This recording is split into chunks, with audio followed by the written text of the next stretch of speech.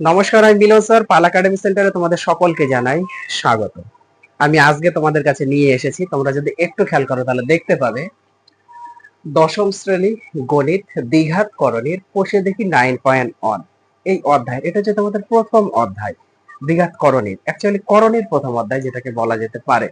তো এই অধ্যায়ের তোমাদের এক দাগের আমি বেশ কিছু অঙ্ক এখানে কিন্তু আমি লিখে রেখেছি। তো এই এক দাগের অঙ্কগুলি কিভাবে করতে হবে আজকের এই টিউটোরিয়ালে তোমাদের সাথে আমি আলোচনা করব। দেখো, এই অঙ্কগুলি সলভ করার আগে তোমাদের সাথে আমি আরেকটু কথা বলে নিই। এই অধ্যায়ের আমি তোমাদের পার্ট 1 এর একটি ক্লাস আপলোড করেছি। যারা দেখোনি তাদেরকে আমি ক্লাসেও বলেছি এবং প্রথম থেকেই বলে আসছি যে পার্ট 1 এর ক্লাসটা একটু দয়া করে তোমরা দেখো। তোমাদের কাছে এতটুকু রিকোয়েস্ট, কারণ এই অধ্যায়ে তোমাদের 9.1 কোষে দেখির এই অধ্যায়ের যদি তোমাদের এক্সামে এসে থাকে তাহলে পার্ট 1 এর ক্লাসের মধ্যে যে টপিকস গুলি আমি আলোচনা করেছি সেখান থেকে কোশ্চেন গুলি করা হবে। আর এখানে যে অনুসরণী আছে এই অধ্যায়ের অনুসরণী কোশ্চেন গুলি তোমাদের দরকার পড়বে পরবর্তী যে অধ্যায়টি রয়েছে তোমাদের 9.2 9.3 দ্বিঘাত করণী, অ্যাকচুয়ালি করণী। সেই ক্ষেত্রে তোমাদের এই টপিকস গুলি দরকার পড়বে এবং এই জিনিসগুলো তোমাদের একটু বুঝতে হবে যে করণের ক্ষেত্রে কিভাবে অ্যাকচুয়ালি ভাঙানো হয়, কিভাবে বের করা হয়। এই বিষয়গুলি তোমাদের এইখানে দরকার পড়বে, অর্থাৎ এই পার্টের ক্লাস তোমাদের এই ক্ষেত্রেই মানে উপকৃত হবে তোমরা পরবর্তী পার্টে গিয়ে। ওকে, যাই হোক, আর বেশি কথা বলতে যাচ্ছি না, আমরা সরাসরি চলে আসি আই নাম্বার অঙ্কে। কারণ তোমাদের এখানে বের করতে বলেছে মূলদ ও অমূলদ সংখ্যার গুণফল আকারে লিখতে বলেছে। মূলদ সংখ্যা এবং অমূলদ এই দুটোই থাকবে কিন্তু তাদের গুণফল আকারে। 175 রুট আওয়ারের মধ্যে আছে। দেখো 175 কে যদি আমরা একটু ভাঙিয়ে নিই, এখানে দেখো 100, আচ্ছা আমি এখানে করি 175 কে যদি আমরা একটু ভাঙাই তাহলে 5 দিয়ে যাবে, 3 5 15, 3 5 15, হাতে আমাদের 2 আছে, তাহলে 25, 5 5 25, 5 দিয়ে গেলে 5 7 35, আর যাচ্ছে না। তার মানে এটার ক্ষেত্রে আমরা লিখতে পারি যে রুট ওভার, রুটের মধ্যে কত আছে, 5 5 7 আছে, তাহলে 5 গুণ 7 রুটের মধ্যে আমরা এইভাবে লিখব, তাই না? এখন রুট থেকে বের হওয়ার নিয়ম তোমরা আশা করি জানো যে জোড়া জোড়া করে বের হয়। 5 আছে দুটো, মানে এক জোড়া, এক জোড়া থাকলে একটা বের হবে, যেটা বের হয়ে গেল গেল, এবং যেটা বের হচ্ছে না সেটা রুটের মধ্যে থেকে যাবে, তো 5 রুট ওভার 7। এখন এই দুটো কিন্তু গুণফল আকারেই আছে, এই দুটো কিন্তু আমাদের গুণফল আকারে আছে। কিভাবে গুণফল আকারে আছে দেখো, 5 ইন্টু রুট ওভার 7 হিসাবেই আছে, এইটা গুণ করলে আমরা এইটা পাই। এখন তোমাদের কোশ্চেনে বলেছে যে মূলদ সংখ্যা সর্বদাই একটা পূর্ণ সংখ্যা হয়, তাহলে এখানে পূর্ণ সংখ্যা হচ্ছে 5 এবং অমূলদ সংখ্যা হচ্ছে রুটের মধ্যে যে সংখ্যাটা থাকবে এবং সেই সংখ্যাটা হতে হবে যে ওই সংখ্যার কোনো বর্গমূল হবে না, অর্থাৎ কোনো সংখ্যার বর্গমূল নয়, অর্থাৎ 7-এর কিন্তু কোনো বর্গমূল আসে না, কোনো সংখ্যার বর্গমূল হয় না। ওকে, এই জন্য 5 ইন্টু রুট ওভার 7। তাহলে এটা হচ্ছে মূলদ আর এটা হচ্ছে অমূলদ, তাহলে এই দুটো হচ্ছে গুণফল আকারে প্রকাশ বা প্রকাশিত হয়ে গেল। বুঝতে পেরেছো? এইবার আসি আমরা 2 নাম্বারের ক্ষেত্রে। দেখো কি আছে, 2 2 আছে থাক বাইরে এবং রুটের মধ্যে আমাদের আছে কিন্তু 112। এবার এই জিনিসটা আমরা একটু ভাঙাতে হবে। 112 কে আমরা যদি একটু ভাঙিয়ে দিই 2 দিয়ে যদি এটা করি, 5 দুগুণা 10, 6 দুগুণা 12, 2 দিয়ে করো, 2 দুগুণা 4, আর হাতে 1 আছে 16, 8 দুগুণা 16, 2 দিয়ে 14 দুগুণা 28, 2 দিয়ে 7 দুগুণা 14, আর যাবে না, 4টে 2 আর একটা 7, তার মানে এখানে একটা, দুটা, তিনটা, 4টা 2 আর একটা 7 বসবে। এখন এখান থেকে জোড়া জোড়া বের করো, বাইরে একটা 2 অলরেডি আছে থাকবে, আর 2 জোড়া আছে মানে দুটো বসবে, আর রুট ওভার 7 বসে যাবে, ইকুয়াল টু কিন্তু পাচ্ছি 2 দুগুণা 4, 4 দুগুণা 8, অর্থাৎ 8 রুট ওভার 7 হচ্ছে, 8 হচ্ছে এখানে তোমাদের মূলদ সংখ্যা, আর অমূলদ সংখ্যা হচ্ছে রুট ওভার 7। তাহলে এই দুটো হচ্ছে তোমাদের মূলদ আর অমূলদ সংখ্যার গুণফল আকারে প্রকাশ করা হলো।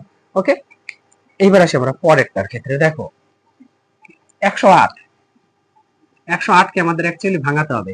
দেখো 108 মানে কত, আমরা যদি 2 দিয়ে দিই, 5 দুগুণা 10, 4 দুগুণা 8, 54 হচ্ছে। 2 দিয়ে দিই, 2 দুগুণা 4, 7 দুগুণা 14, এবার 3 দিয়ে যদি দিই, 3 নং 27, 3 দিয়ে দিলে 3 3 9। তাহলে 2 আছে দুটো, 3 আছে তিনটে, 2 আছে দুটো, 3 আছে আমাদের তিনটে, একটা, দুটা, তিনটে আমাদের বসে গেল রুটের মধ্যে। এবার এক জোড়া 2, 2 আছে এক জোড়া মানে একটা বের হবে, 3 এক জোড়া হয়ে একটা বেরিয়ে গেল আর একটা রুটের মধ্যে থেকে যাবে, সো এটা যদি আমরা একটু গুণ করে দিই, 3×6 √10, অর্থাৎ 6 হচ্ছে এখানে কিন্তু মূলদ সংখ্যা, আর √3 এটা কিন্তু অমূলদ। কারণ কোন সংখ্যা কিন্তু বর্গমূল 3 হতে পারে না, এই জন্য এটা হচ্ছে অমূলদ। বারবার বলছি। আচ্ছা, এখান থেকে আরেকটা জিনিস তোমরা একটু মনে রাখবা, যে অমূলদ সংখ্যা সব সময় কি হয়, যে মূলদ মূলদ সংখ্যা বাই অমূলদ। ওকে, মূলদ সংখ্যা বাই অমূলদ সংখ্যা, এই দুটো সংখ্যার মানে অনুপাত কিন্তু অ্যাকচুয়ালি হয় অমূলদ সংখ্যা, অমূলদ। ওকে, অমূলদ অমূলদ সংখ্যা হয়, এটা একটু মনে রাখবে। আরেকটা জিনিস মনে রাখবে, এটা হচ্ছে মূলদ বাই অমূলদ, আবার অমূলদ বাই মূলদ হতে পারে। অমূলদ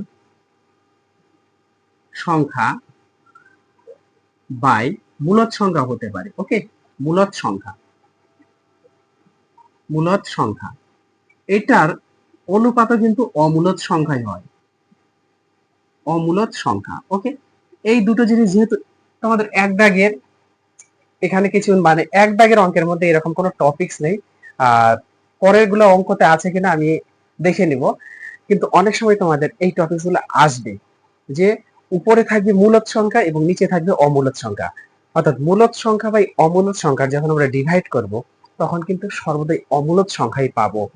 আবার অমূলদ সংখ্যা বাই মূলদ সংখ্যাকে যখন আমরা ডিভাইড করব বা ভগ্নাংশের আকারে থাকবে, তখন কিন্তু আমরা সবসময় অমূলদই লিখবো। ওকে, এই দুটো টপিকস একটু মনে রাখবে।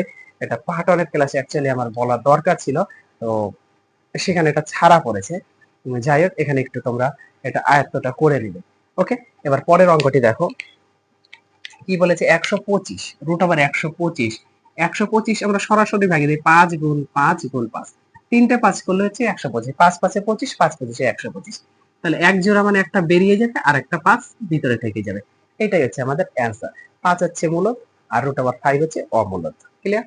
এবার পরেরটার ক্ষেত্রে দেখো, এখানে 5 আছে থাকবে, এবার 117 কে যদি আমরা একটু ভাঙাই, 3 দিয়ে আশা করি যাবে, 3 3 এ 9, হাতে আমাদের 2 আছে 27, তাহলে 3 নং 27, 3 দিয়েই যাবে, 3 অক্ষে 3, 3 3 এ 9, 3 3 39, তাহলে এখানে 3 × 3 × 13, তাই তো? তাহলে এইটা বাইরে একটা 5 আছে থাকবে, এক জোড়া 3 বেরিয়ে গেল একটা, আর √13, তাহলে এটা গুণ করলে 3 5 এ 15 আর √13, তাহলে 15টা হচ্ছে আমাদের মূলদ সংখ্যা আর √13 হচ্ছে আমাদের অমূলদ সংখ্যা। বারবার বলছি অমূলদ সংখ্যা, কারণ √13 যেটা, এই 13 কিন্তু কোন সংখ্যার বর্গমূল নয়, 13 কোন সংখ্যার বর্গমূল নয়, এই জন্য হচ্ছে অমূলদ। তাহলে এই হচ্ছে তোমাদের এক দাগের যে অঙ্কগুলি, এই অঙ্কগুলি তোমরা একটু গুরুত্ব দিয়ে করতে থাকো। এই পার্টগুলি তোমাদের আমি বারবার বলছি, 9.2 9.3 যখনই ঢুকবে তখন কিন্তু এই ক্যালকুলেশন গুলা খুবই দরকার হবে তোমাদের। সো এই পার্ট 1 এর ক্লাস, পার্ট 2 এর ক্লাস, এগুলা কেউ ঢিলামো দিবে না, বিশেষ করে করণীর ক্ষেত্রে। করণী থেকে তোমাদের বেশ কিছু একটা মার্কস কিন্তু থাকে ম্যাথমেটিক্সে, তো এই অধ্যায়গুলো একটু তোমরা ক্যাপচার করো আমি চাই। তাহলে এই অঙ্কগুলো একটু চেষ্টা করো, আমি আবার আসবো পরবর্তী পার্ট নিয়ে। তাহলে আজকের মতো এখানেই শেষ করছি।